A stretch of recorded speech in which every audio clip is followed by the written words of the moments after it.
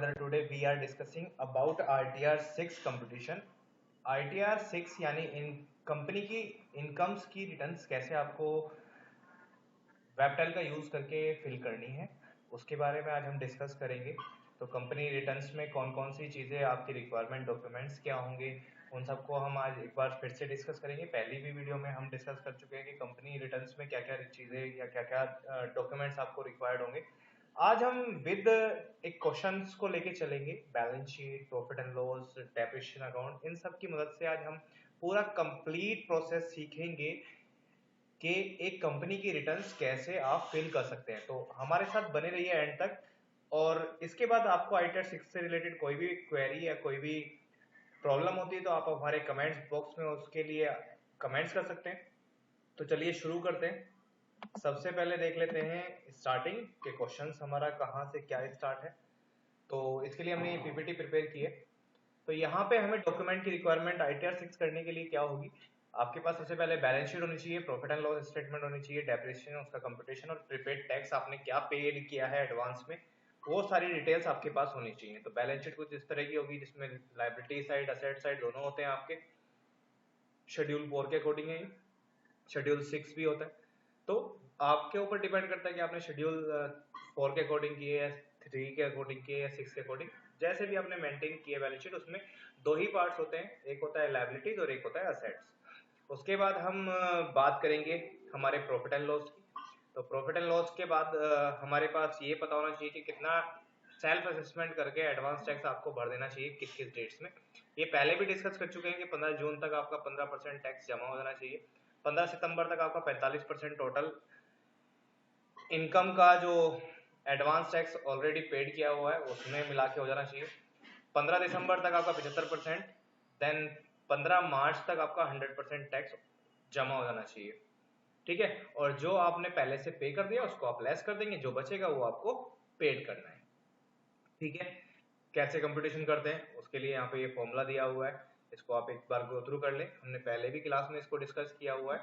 तो आज हमारा मेन मोटिव है रिटर्न से, तो हम सबसे पहले रिटर्न से ही चलेंगे। तो उससे पहले हमें ये समझना पड़ेगा कि अब जब हम रिटर्न प्रोसेस कर रहे हैं तो उसके लिए हमें क्या क्या रिक्वायरमेंट है। सबसे पहले सीन ऑफ द कंपनी, ठीक है, उसके बाद डिन ऑफ द डायरेक्टर, अभी इनकी फुल फॉर्म्स के बारे में भी डिस्कस करेंगे हम। List of the director, auditor and share holders, ये हमारे पास होनी चाहिए। एड्रेस, होल्डिंग और सब होल्डिंग कंपनीज का, अगर इफ एनी कोई है सब होल्डिंग कंपनी तो। Then registered DSC, digital signature होनी चाहिए हमारे पास इनकम टैक्स के पोर्टल पे। तो सबसे पहले बात कर लेते हैं सिन। सिन का मतलब क्या होता है? सिन जो है एक यूनिक आइडेंटिफिकेशन नंबर है, जिसको हम अगर कंपनी की लैंग्वेज में बोले तो कॉर्पोरेट आइडेंटिफिकेशन नंबर, और कंपनी सिन नंबर भी इसको हम बोल सकते हैं, या कंपनी आइडेंटिफिकेशन नंबर आप इसे बोल सकते हैं। टोटल 21 डिजिट का ये होता है। स्टार्टिंग का कैरेक्टर जो होता है वो यू होता है। यू और एल दो वर्ड यहाँ पे लिखे हो सकते हैं। फर्स्ट जो कैरेक्टर लिखा हुआ है एल का मतलब है कंपनी लिस्ट नहीं करती, मतलब कंपनी जो है एल का मतलब हमारा है कि रजिस्टर्ड कंपनी है, स्टॉक एक्सचेंज लिस्ट में वो कंपनी हमारी लिस्ट करती है। और यू का मतलब है अगर कंपनी स्टॉक एक्सचेंज में हमारी अनलिस्टेड है, तो यू का मतलब अनलिस्टेड, एल का मतलब लिस्टेड। उसके बाद नेक्स्ट 5 कैरेक्टर जो है यहाँ पे जो नंबर्स आपको दिख रहे हैं ये MCA पोर्टल द्वारा दिए जाते हैं, रेंडमली सिलेक्टेड होते हैं। उसके बाद डीएल स्टेट्स को बिलोंग करता है, कौन से स्टेट्स में कंपनी आपने रजिस्टर्ड कराई है। ठीक है, तो डीएल दिल्ली के लिए हमने रजिस्टर्ड कराई है। फिर किस ईयर में रजिस्ट्रेशन कराया है उसके 4 डिजिट आएंगे। उसके बाद पीटीसी या फिर FLC, FTC या फिर आपकी आएगी GOI, NPL, PLC या PTC। अब इनकी फुल फॉर्म्स क्या होती हैं ये मैं एक बार डिस्क्राइब कर देता हूँ आपको नीचे। सबसे पहले हम बात कर लेते हैं, यहाँ पे जो PTC लिखा हुआ है इसका मतलब है प्राइवेट लिमिटेड कंपनी। PLC का मतलब होता है पब्लिक लिमिटेड कंपनी। NPL का मतलब होता है not for profit licence company. उसके बाद हमारा GOI का मतलब होता है companies owned by government of India. ठीक है, FTC का मतलब होता है सब साइडी कंपनी है हमारी of a foreigner company as private limited. FLC मतलब financial lease company as public limited. ठीक है, उसके बाद जो 6 कैरेक्टर आपको लास्ट में दिख रहे हैं ये ROC पोर्टल द्वारा दिए जाते हैं, रजिस्ट्रार ऑफ कंपनी के द्वारा। ठीक है, तो इन सबको मिला के 21 डिजिट का हमारा सिन नंबर बनता है। उसके बाद डिन की बात करें तो डिन होता है आपका डायरेक्टर के केस में, डायरेक्टर आइडेंटिफिकेशन नंबर है ये आपका, ये डायरेक्टर्स की पहचान कराता है, ठीक है। इसके लिए भी आप प्रोसेस कर सकते हैं, MC21 पोर्टल पे जाके डिन आप अपना क्रिएट करवा सकते हैं। उसके बाद आती है आपकी शेयर होल्डर्स और डायरेक्टर और ऑडिटर्स की लिस्ट। ये सारी यहाँ पे इंफॉर्मेशन गिवन है हमें, किसका कितना शेयर्स है, किस किस रेशो में यहाँ पे शेयर्स बटे हुए हैं, वो सारी चीजें।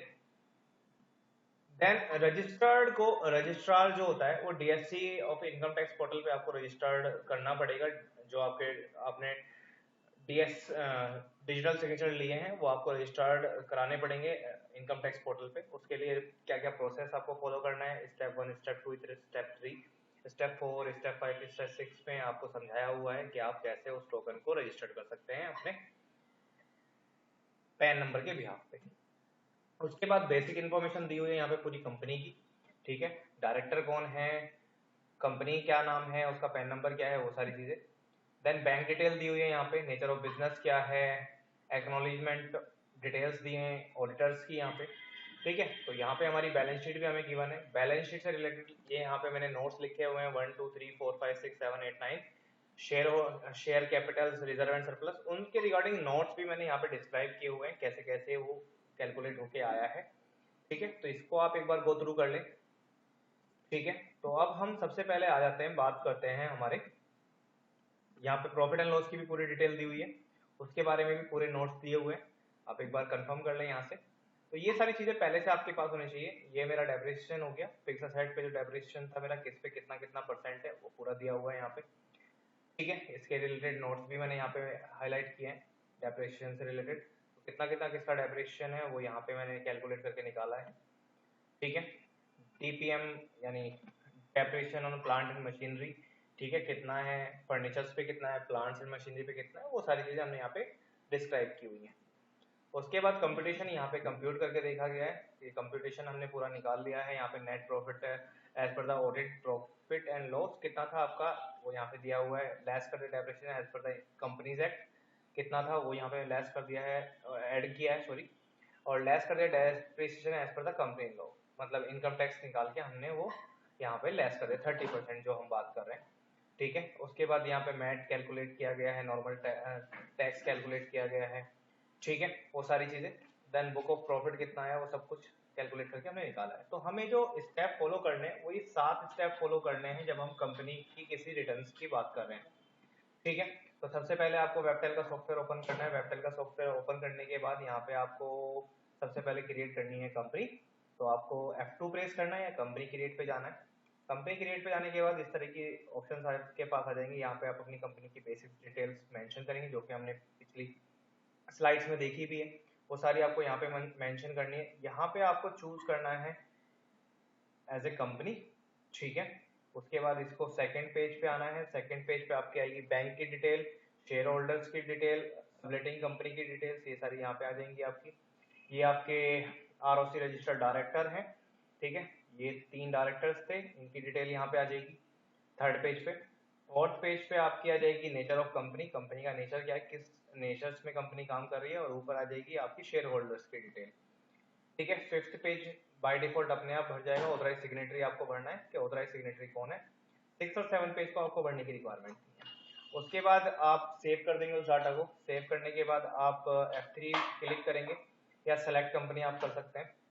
उसके बाद फाइनेंशियल ईयर के बिहाफ पे आपका असेसमेंट ईयर क्या है वो आप यहाँ से चूज करेंगे, देन कंपनी को यहाँ से क्लिक कर लेंगे।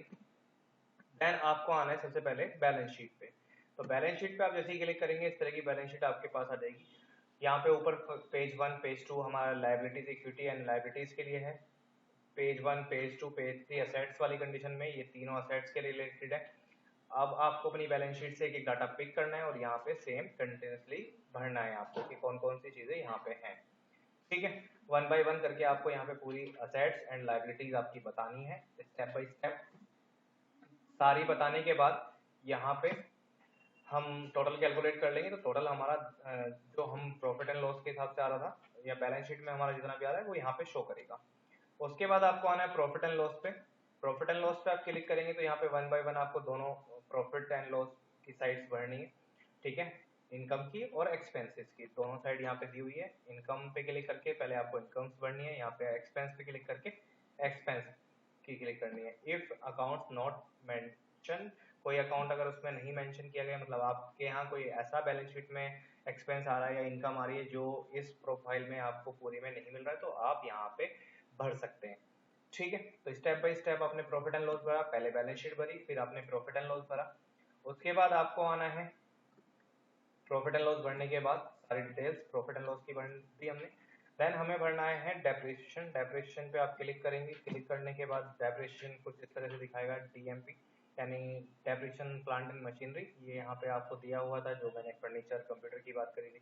15% वाले 15% में डालेंगे, 30% वाले 30% में, 40% वाले 40 में, 50 और 60 वाले 60 और 40 में। ठीक है, किस किस रेट पे लग रहा है वो यहाँ सारा मेंशन करेंगे। ठीक है, उसके बाद आपको आना है ये तीन चीजें भरने के बाद कंपटीशन पे। कंपटीशन पे आप क्लिक करेंगे, यहाँ पे आपका आ रहा होगा gate data from profit and loss, तो यहाँ पे आप क्लिक करेंगे gate data and profit and loss पे। उसके बाद ये सारा डाटा अपने आप पिक होके आ जाएगा प्रॉफिट एंड लॉस से। उसके बाद यहाँ पे सेकंड पेज पे आप आ जाएंगे, तो यहाँ पे भी प्रॉफिट एंड लॉस डेप्रिसिएशन से डाटा पूछ रहा होगा, तो दोनों पे क्लिक कर देंगे आप इंडिविजुअल इंडिविजुअल, तो दोनों डाटा यहाँ पे अपने आप पिक होके आ जाएगा। उसके बाद नेट टैक्सेबल प्रॉफिट कितना है वो भी यहाँ पे कैलकुलेट करके आपको अपने आप दे देगा। उसके बाद आपको जाना है, इस तरह से आपकी ये शो करेगी यहाँ पे, जैसे ही आप प्रॉफिट एंड लॉस और बैलेंस शीट का डाटा पूरा यहाँ पे डाल देंगे, कंपटीशन पे जाके income from business and profession पे आप क्लिक करना है, देन ये पूरा डाटा आपका यहाँ पे पंच हो जाएगा। डेप्रिसिएशन खुद कैलकुलेट करेगा, ये सारी चीजें वहां से डेप्रिसिएशन अकाउंट से और प्रॉफिट एंड लॉस और बैलेंस शीट से उठा लेगा अपने आप यहाँ पे। ठीक है, उसके बाद आपको इनकम टैक्स कैलकुलेट करके ये देगा। आपको सिर्फ प्रीपेड या सेल्फ एडवांस टैक्स आपने कोई भरा है तो नीचे आके एडवांस और सेल्फ असेसमेंट टैक्स पे आप क्लिक करेंगे, यहाँ पे BSR code, date of deposit, challan number और अमाउंट डालेंगे। अगर टीडीएस आपका कहीं पे कटा है तो आप टीडीएस की डिटेल यहाँ पे जाके डाल सकते हैं। ठीक है, टीसीएस की डिटेल डालें तो टीसीएस की डिटेल यहाँ पे आएगी। देन आप इसको सेव करेंगे। चालान की डिटेल मैंने यहाँ पे मेंशन की हुई है जो उसने चालान भरे हैं। ठीक है, उसके बाद एट द लास्ट स्टेप में आपको करना है generate XML file. Generate XML file पे क्लिक करेंगे आप या F11 प्रेस करेंगे। उसके बाद आप यहाँ पे प्रोसीड पे क्लिक करेंगे। देन प्रोसीड पे क्लिक करने के बाद यहाँ पे गेट फॉर्म 6 एक्सएमएल आ जाएगा। सेव करने के लिए बोलेगा, आप जहाँ पे भी चाहें अपनी फाइल को सेव कर सकते हैं, मैं डेस्कटॉप पे कर रहा हूँ। सेव करने के लिए आपको यहाँ पे सेव फोल्डर पे क्लिक करना है, देन ओके पे क्लिक करना है, फाइल इज वैलिड का मैसेज आ जाएगा। उसके बाद आपको इनकम टैक्स पोर्टल पे जाना है, अपना यूजर आईडी पासवर्ड से ओपन करना है, देन अपना रिटर्न को सबमिट कराना है जीएस हमारी कंपनी रिटर्न 6 के अंदर। ठीक है, तो ये था हमारा कंपनी रिटर्न्स कैसे प्रोसेस करना है वेबटेल के थ्रू। होप करते हैं कि आपको सब समझ में आया होगा और उम्मीद करते हैं कि आप आगे भी हमारी वीडियो इस तरह से देखते रहेंगे। अगर आपको कोई क्वेरी या कमेंट बॉक्स में आप लिख सकते हैं। तो have a good day, thank you so much, bye bye.